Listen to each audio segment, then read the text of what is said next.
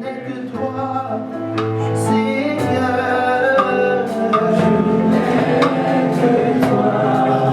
Dans ma vie, je n'ai que toi, Seigneur.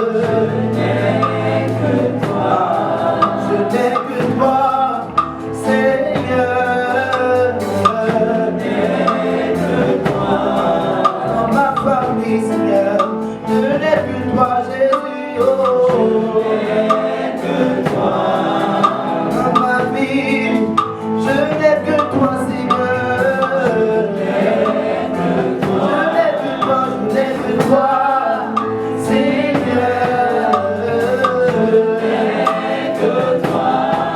Je n'ai que toi, Seigneur.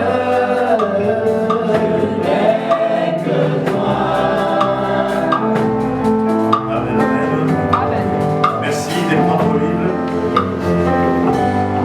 Nous allons lire notre texte dans 1er Samuel, Samuel 1 Samuel chapitre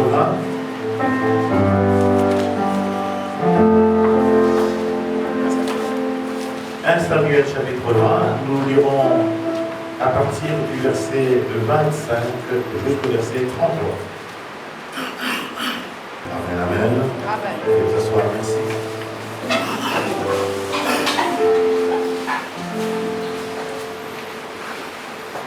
C'est un réel plaisir de...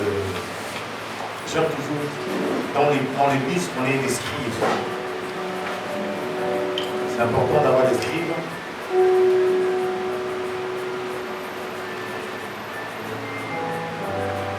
Ça les prendre des notes. Ou ça va enregistrer un message ou pour les réécouter.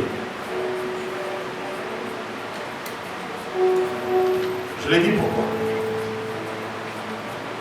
Chez nous les chrétiens, la coutume c'est d'écouter. Une fois on a écouté, on écoute là dans la salle. Quand on sort, c'est fini. Ce qui fait que parfois, la pratique, nous ne l'avons pas. On n'a pas toujours une bonne pratique.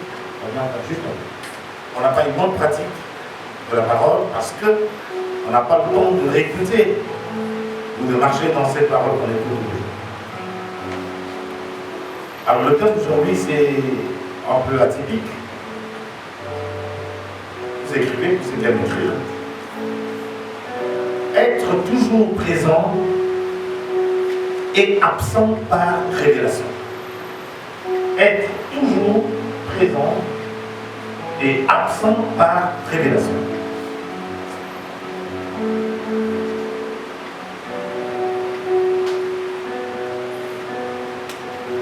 Nous avons constaté sur la terre que beaucoup de gens brillent par leur absence. Ils sont toujours pas au rendez-vous.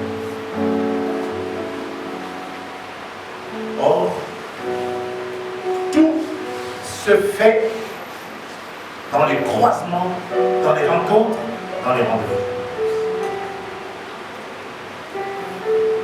Ou alors on est dans un mauvais rendez-vous, dans une mauvaise, n'est-ce pas, rencontre.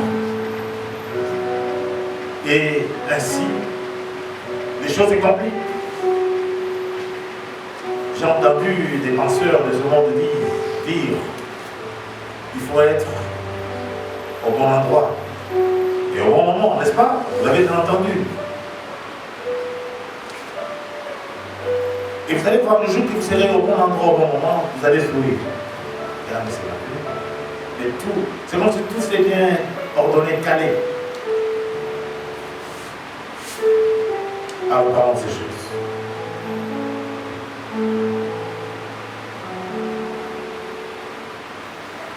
Être présent, toujours présent.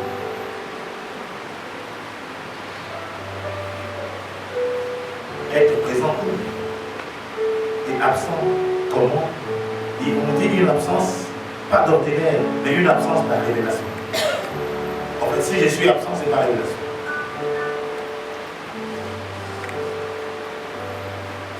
Nous sommes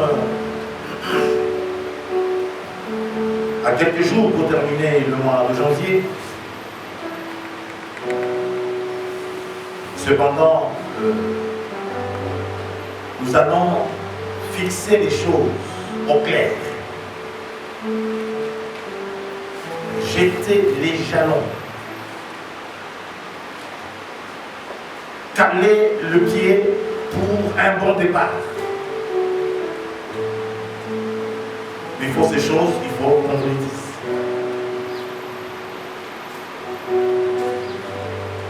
Écoutez. Jésus, lorsqu'il fallait faire des vraies choses, il ne le faisait pas au hasard. À chaque fois, il disait, faites-les asseoir. Quelqu'un dit amen. Hein? Faites-les comment? Asseoir. Pour que je leur dise, pour que je fasse quelque chose. Lorsqu'il fallait parler d'autre chose, il rentrait dans la maison et s'asseyait avec les disciples et leur disait. Vous vous souvenez, pour Marie, c'est pareil, il fallait que Jésus s'asseye, que Marie s'asseye.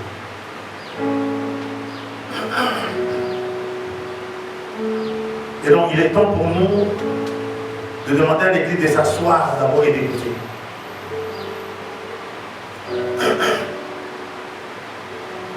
Parce que nous sommes dans les préparatifs. Nous avons 12 mois de course de fond. Quelqu'un dit amen. Amen. Quelqu'un dit amen. Amen. Ah. Nous avons 12 mois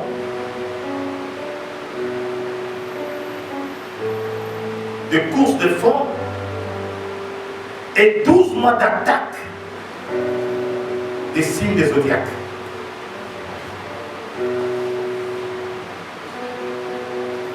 Pasteur, tout ça c'est quoi? Il faut que je vous dise. 12 mois.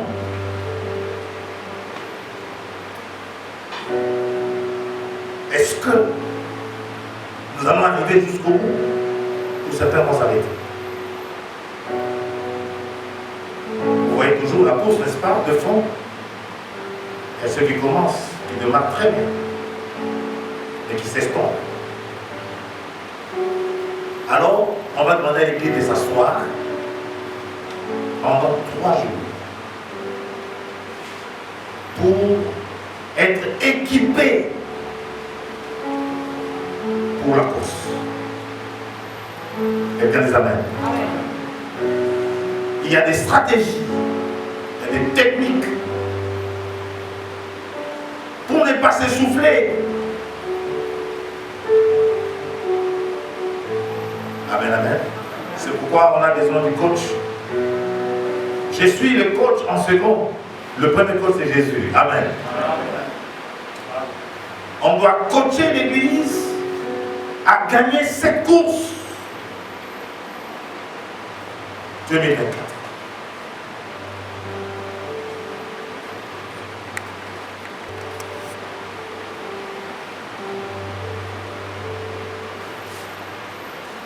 Alléluia. Amen, amen. Amen. Vois déjà les 12 mois qui sont devant toi. Il faut savoir que à chaque step, à chaque étape, il y a un prix à gagner.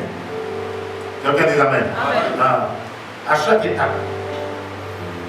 Si janvier termine là, tu dois avoir une couronne pour janvier. Quelqu'un dit amen. Il ne faut pas passer janvier de façon inaperçue.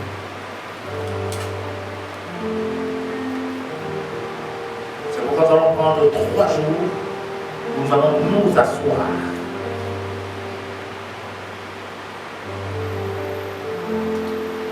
Nous asseoir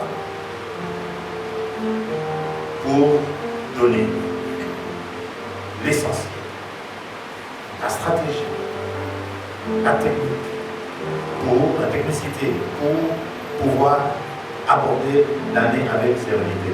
Sachant que les 3 jours sont le 25, le 26, le 27 et le 28, ça sera dimanche prochain. En culte, on ne sera pas le matin, ce sera le culte du soir. C'est comme si je donnais l'annonce déjà. Le culte du soir, nous aurons le culte de dédicace de l'année. si vous ne dédiez pas votre année à l'Éternel, vous les dédiez à quelqu'un. Autrement dit, vous laissez l'année à la merci de Satan. Écoutez, nous sommes à l'église pour grandir. C'est-à-dire qu'il faut changer la manière de faire. La parole là, c'est une puissance. La vie et la mort sont attachées à la langue. Et vous aurez des stratégies pour savoir comment parler même. Quelqu'un s'amène. Vous n'allez plus parler comme vous parliez avant. Parce que 2024, Dieu nous l'a offert cette année, c'est pour notre bien. Alors, bien aimés, retournons au texte. Nous sommes ici en face de quelques personnes mythiques, dont Jonathan, David, Saül, Abner. Abner, c'est le général de Saül, le garde du corps. Et nous avons Jonathan qui est le fils du roi, le prince. Et David, c'est un cheveu dans la soupe, qui se retrouve au palais royal. On dirait aujourd'hui par opportuniste, mais par révélation. Tout simplement parce que ce jour-là, David, amen. Amen, amen. Amen. A abattu le Goliath pour avoir chanté un cantique à la harpe, à la cithare. On dit la cithare ou le cithare? Ah, c'est ça. Merci. J'aime toujours respecter les... Amen. Qui sait jouer à la harpe ici, à la cithare? Est-ce que tu peux chanter un air que David a chanté? Une air que David a chanté.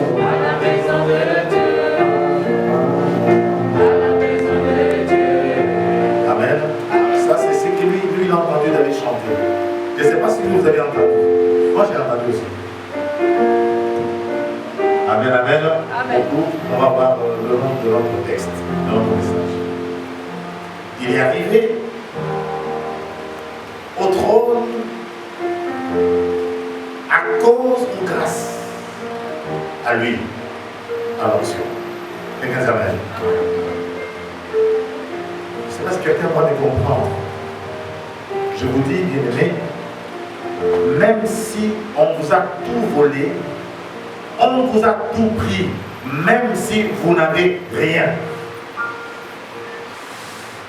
En termes de matériel, il y a quelque chose qui vous va manquer. C'est quoi, mamie? Cher enfant, c'est quoi? L'onction. Amen. Amen. Jamais j'ai dit quoi? Qu'est-ce qu'on n'a pas manqué? Hein? L'huile, mati, en pour nous. L'huile. Il ne faut pas manquer l'huile. Vous savez, quand vous n'avez pas d'huile sur vous et en vous, vous êtes une proie pour Satan. Or, l'huile, quand vous avez l'huile, l'huile vous amène dans les hauteurs. Dans les choses que ton père ne connaît même pas. Amen. Il n'a même pas pensé un jour. L'huile va t'emmener là-bas. David, c'était un simple berger, jouant à la harpe. Et ce jour-là, il fallait voir le roi qui était visité par les démons. La Bible déclare que les mauvais esprits avaient visité le roi Saül. Et le jeune David arrive. Comment ça chante?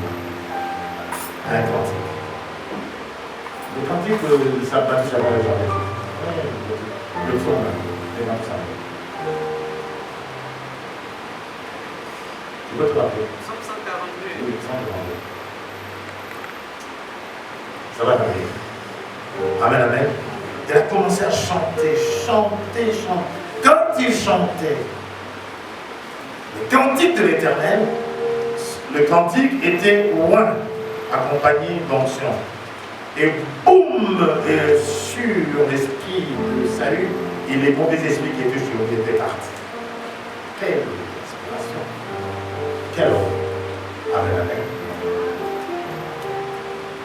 Je chante des cantiques et les démons, les esprits fuient, quittent la personne va devenir normale. C'est pour vous dire tout simplement que bien aimé, quand vous écoutez la musique du monde, vous ingurgitez, vous avalez des démons. C'est tout. Ces choses sont toujours accompagnées d'un message subliminal, quelque chose. C'est pourquoi je vous conseille de Dieu, c'est que Dieu nous amène à la grandeur. Quelqu'un les amène. Il se retrouve là-bas par opportuniste, ou bien par accord d'onction, et parce qu'il venait de abattre Goliath. Vous savez, il y a des gens qui sont sur cette terre. Même si tu es au sommet, ils ne supportent pas ta présence. Quelqu'un amène. Il faut sentir ça.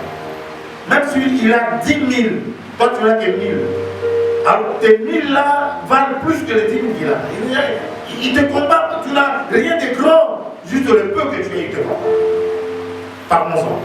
Entre le roi Saül et David, qui est au trône? C'est Saül, n'est-ce pas? Qui avait la richesse? C'est qui? Qu'est-ce que David avait? C'est pourquoi à un moment donné, parfois, il faut comprendre que c'est un combat qui nous arrive là.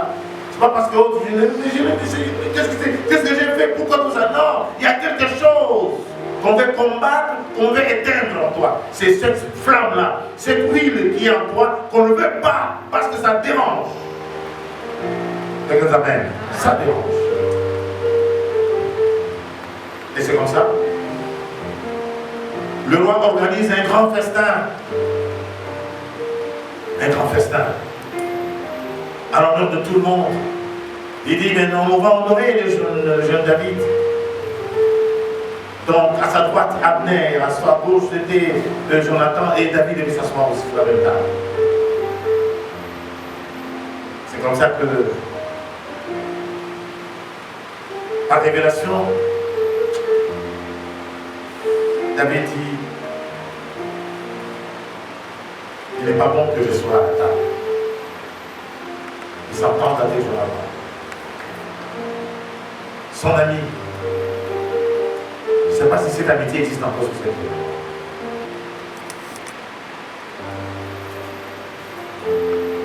Écoutez cette amitié.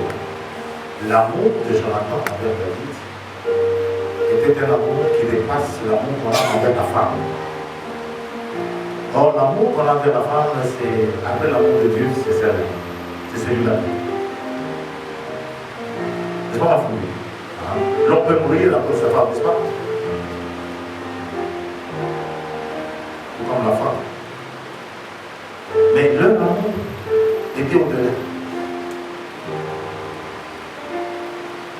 Alors, ces concepts, le jeune David dit à Jonathan, je dois m'absenter à la table, à la convocation du roi.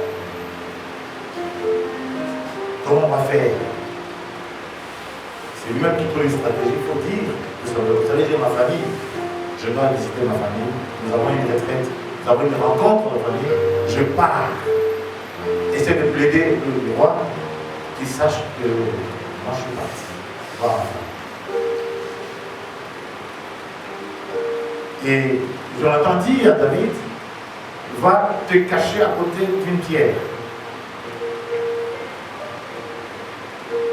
Moi, je vais observer ce qui va se passer. Le premier jour, tu seras absent. Le deuxième, tu seras absent. Et moi, je te dirai s'il faut que tu restes là, il faut que tu partes. C'est pour ça que le premier jour, tous les invités sont là. On constate qu'il y a une chaise qui est vide, la chaise est vide.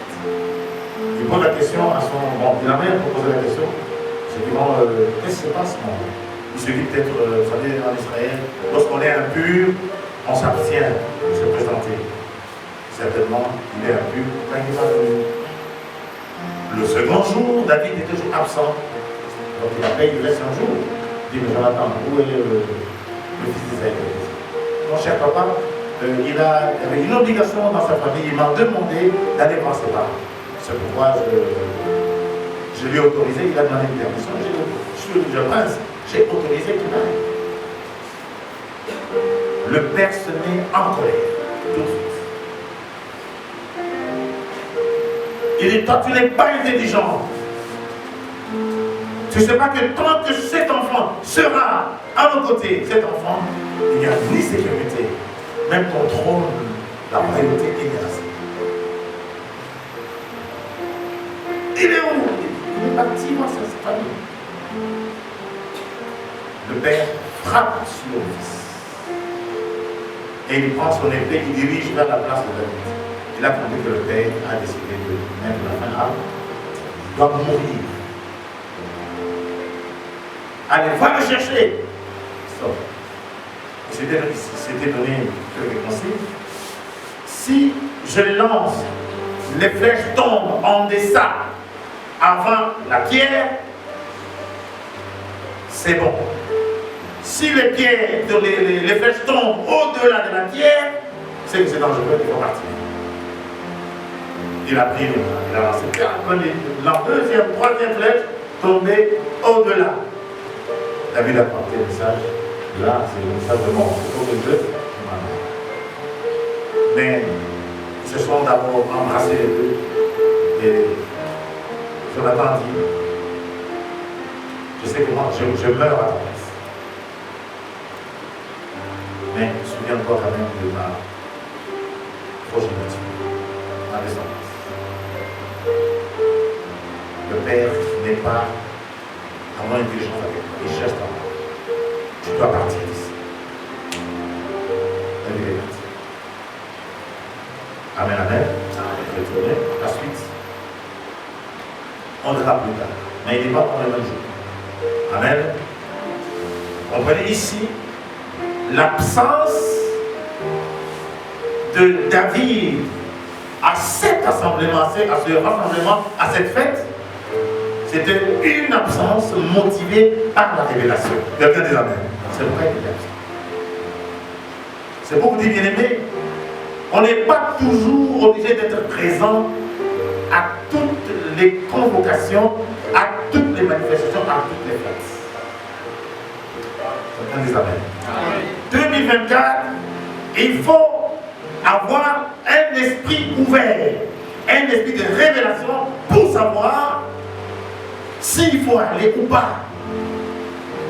Parce que, avec l'huile, chaque jour que nous sommes en train de prier, janvier là, avant que janvier ne termine complètement, ta coupe sera débordante.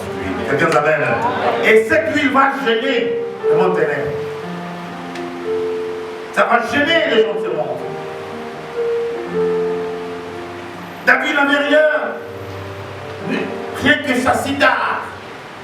Il dit au roi Saül, quand j'étais dans la brousse, et qu'un ours se dressait contre une brebis, je le flanquais un coup et il mourait. Je parle même un lion, je le déchirais la gueule, il mourait.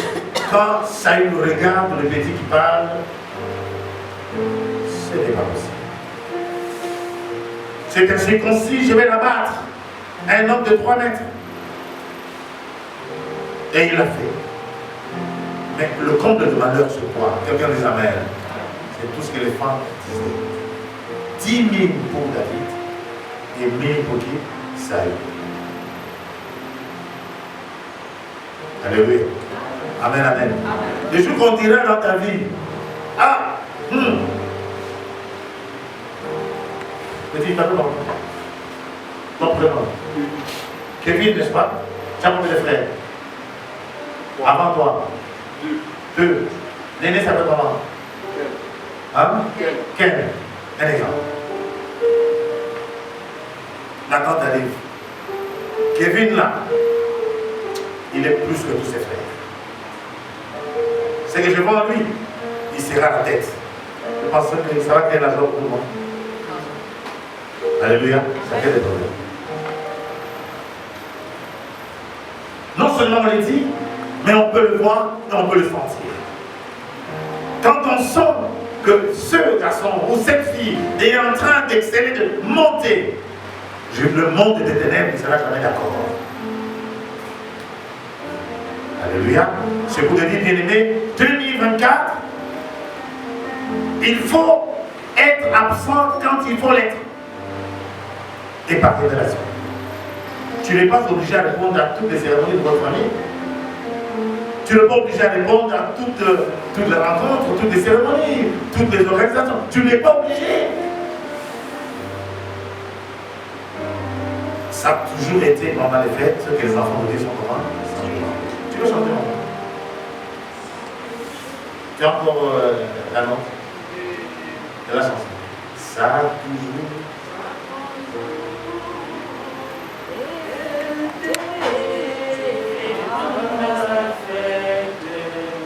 Les enfants de Dieu sont tués. 4.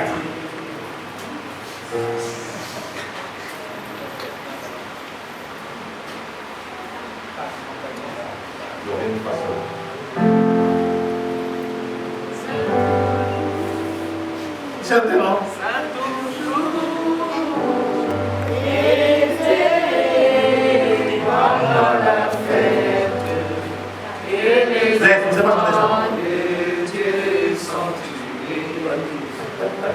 Quelle mélodie! Ça toujours été pendant la fête et les enfants de Dieu sont. Ok, devoir à domicile, allez de le voir cette thématique-là. Amen. Il faut vraiment préparer ça aussi. Chaque fois on dit, il faut travailler sur ça. Amen, amen. Ok.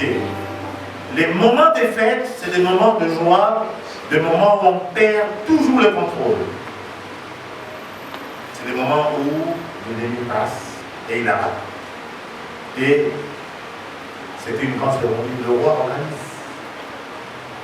Il vous arrive de non, non, je ne peux pas rater cette fête-là, moi il faut que j'aille. Je vais acheter une nouvelle tenue, il faut que j'aille, il faut que ma présence. Il y a des choses. Quand l'esprit parle, tac, il parle. Sois absent. Amen, amen. Nous avons vu comment David s'est absenté par révélation, sinon il mourrait. Par gloutonnerie, par gourmandise, il faut aller manger les beefsteaks, les plats du roi, ça sera extraordinaire, il faut aller goûter pour la première fois manger. C'était pour sa mort. Or, on les calcule. C'est bon, je dis simplement, faisons très attention. Amen, amen. Amen, amen. Je ne crée pas la psychose ni la peur, non, c'est des avertissements. C'est ça la vie. Il faut qu'on sache. Il faut qu'on sache. Tu es comme ça, tu sens seulement le cœur noirci, non. C'est ma tu n'irai pas. Je ne sens même pas la force d'aller là-bas. Tu entends des téléphones, Blaise, il faut venir, Blaise, il faut venir. Mais pourquoi tous ces appels? Ça sonne bizarre. Seulement il faut comprendre que là, il y a quelque chose, un piège qui est tendu de prier. je méritais d'y aller. Quelqu'un dit amen. Et c'est comme ça que David s'est absenté à cette fête-là. Il y avait un complot contre lui. Et Dieu m'en a épargné par révélation et il s'est absenté. Et je voudrais que cette année, que nous soyons absents dans des organisations meurtrières, dans des rencontres piégées. Il y en a plein. Quelqu'un peut t'appeler, viens chez moi, viens. Oh, on n'a jamais appelé, viens. Il y a quoi? Il ne faut pas être naïf. Cette année, nous ne devons pas être le mouton des panuches. L'un tombe l'autre, tout le monde tombe dans un truc. Non, non, non, non. C'est une année où nos esprits doivent être éveillés pour comprendre où est-ce que nous allons. Quelqu'un nous amène. On ne peut pas répondre à n'importe quelle invitation. Je vais lire. Écoutez un peu. Luc, chapitre 22. Luc 22, 1 à 6. Regardez 1 à 6, il est écrit. La fête des pains sans levain, appelée la Pâque, approchait. Les principaux sacrificateurs et les scribes cherchaient les moyens de faire mourir Jésus, car ils craignaient le peuple. Or, Satan entra dans Judas, surnommé Iscariote, qui était du nombre des 12. Et Judas alla s'entendre avec les principaux sacrificateurs et les chefs des gardes sur la manière de le leur livrer. Ils furent dans la joie et ils convinrent de lui donner de l'argent. Après s'être engagés, ils cherchaient une occasion favorable pour leur livrer Jésus à l'insu de la foule. Amen. Amen. Amen. Toujours, nous sommes dans les absences, jusqu'à la parole parler de la présence. Ici, nous sommes un homme très absentéiste. Il s'appelle Judas Iscariote. Quand Jésus rassemble tout le monde pour donner des instructions, lui, il n'était toujours pas là. Il était toujours à côté. Maintenant, les Juifs cherchaient une occasion pour se saisir de Jésus,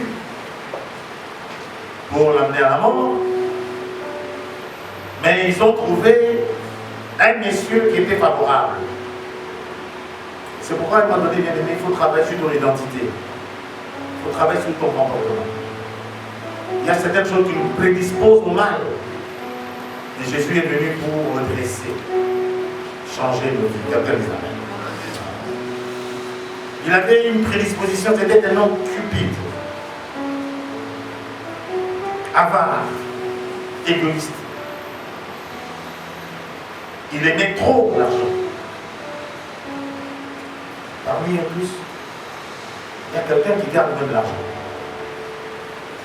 C'est Judas, le Caissier.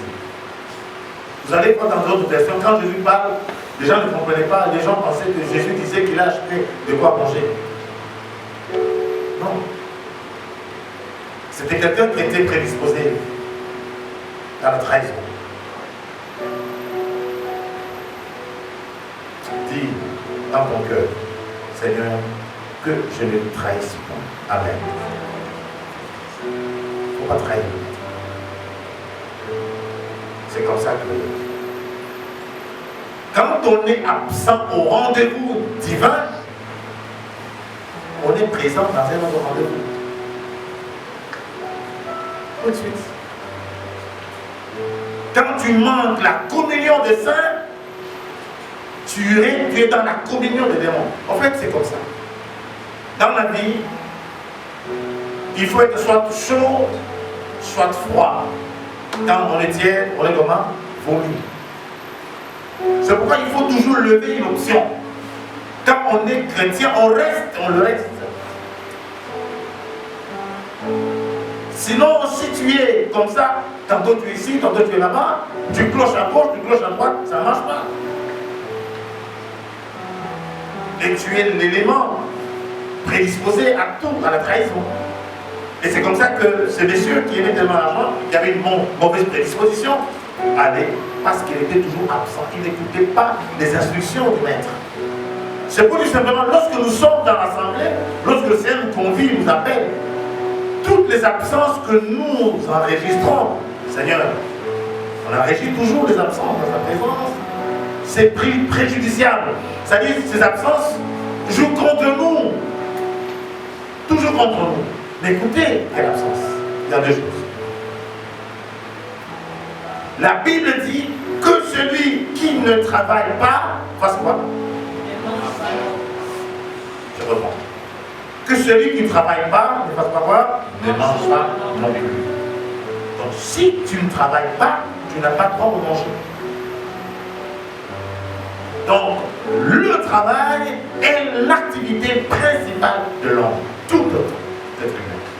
Quelqu'un s'amène. Donc Dieu te veut travaillant. C'est l'activité principale de l'homme. Dieu a dit. Je vais dire ceci. Lorsque je suis absent en réponse de cette parole de Dieu, je suis occupé pour un travail. Alléluia. Amen, amen. Je n'ai pas de problème au ciel. Quelqu'un m'entend bien? Amen. Si je suis absent pour des raisons de travail, Dieu n'est pas là. Mais si je suis absent pour toute une autre raison qui n'est pas soutenue par la Bible, par la parole de Dieu, ça veut dire je me livre au champ de l'ennemi. Ça livre l'ennemi à libre cours sur toi. C'est ce qu'on trouve ici avec Judas. Pendant que tout le monde était assemblé pour écouter la parole, il se bavarait dehors. C'est comme ça qu'il va rencontrer une proposition de trahison. Je voudrais que l'Église comprenne qu'à partir de cette année 2024, nous commencerons, il faut commencer sur des bonnes bases. Est-ce que mes absences, je veux dire, sont-elles motivées par le travail ou bien par une raison, n'est-ce pas, que Dieu agrée? Si ce n'est pas motivé, la plupart des cas, lorsque nous sommes dans la présence de Dieu, nous sommes dehors, c'est là où nous rencontrons les échecs. On rencontre des choses qu'il ne fallait pas rencontrer. Chaque fois que tu auras quitté, abandonné, n'est-ce pas, la rencontre avec le Seigneur pour autre chose, ça ne produira rien. Ça ne produira rien. Tu vas me regretter. Il fallait, je devais mettre à l'église au lieu de faux rendez-vous bizarres, diaboliques. L'ennemi veut nous déchoir, nous écarter de la présence de Dieu pour des faux rendez-vous pour l'église. Nous écarter sa présence. Et c'est là où on va rencontrer soit Satan, soit les démons, soit des choses. On va regretter tout ça. Ah, si j'étais parti à l'église même, ça n'est même pas bien. C'est pourquoi je vous dis, il y a des rendez-vous qu'il ne faut pas rater, il faut être présent. Parce que lorsque tu es absent, tu te livres toi-même à la merci de l'ennemi et des complots de Dieu. Ils vont dire, mais il n'est pas, en principe, elle devrait être à l'église, mais elle fait quoi ici? En fait, nous parlons de ce qu'on appelle les gens de la maison de Dieu. J'aime tellement le travail, non? Je suis un bosseur. C'est pourquoi je parle. Et je n'aime pas des paresseux.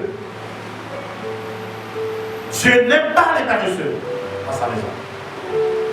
C'est une année où chacun doit travailler. Quelqu'un travaille. L'énergie que tu as, tu vas rester à la maison, t'asseoir sur la chaîne, aller sur la télévision, vous allez ouvrir la télévision, vous allez rencontrer les diables dans la télé. Il est là dedans. Il est là dedans. Il est là dans les Facebook. Il est partout. Il est là dedans. Soyons au rendez-vous divin. Parce que si on n'est pas à ce rendez-vous, on va avoir autre chose. Mais lorsque je suis absent au rendez-vous, c'est que c'est pas révélation. Quelqu'un amen. Je suis motivé par le travail ou par une obligation, un appel à un service qui va. Je peux être absent. Je voudrais que nous puissions corriger quand même notre façon de travailler. Quelqu'un amen. On rectifie un peu les tirs.